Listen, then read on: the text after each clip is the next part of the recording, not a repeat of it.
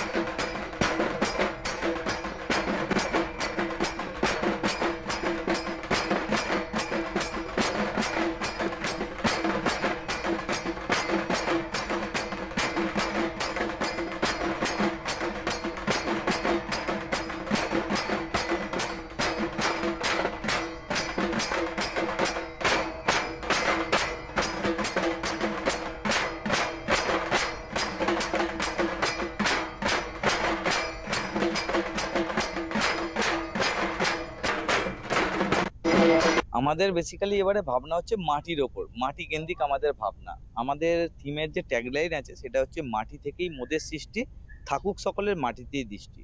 এখন ইদানিংকালে যে কি বলবো, মানে লোহা আর কংক্রিটের দুনিয়ার মধ্যে আমরা জড়িয়ে পড়েছি। আমরা আমাদের টোটাল সদস্যবৃন্দদের একটাই চিন্তা ভাবনা ছিল যে আমাদের থিমটা থাক একটা মাটি কেন্দ্রিক, যেখানে সকল 8 থেকে 80 সবাই যেন এসে একটা জিনিসই দেখতে পায়, যে একটা মাটি রিলেটেড জিনিস, যেটা আমাদের একদম গ্রাম বাংলার যে প্রত্যন্ত গ্রামের মধ্যে যে জিনিসটা আমরা দেখতে পাই। এখানে আপনি দেখলেই একটা জিনিস দেখতে পাবেন যে সমস্ত জিনিস আমরা মাটি রিলেটেড রেখেছি।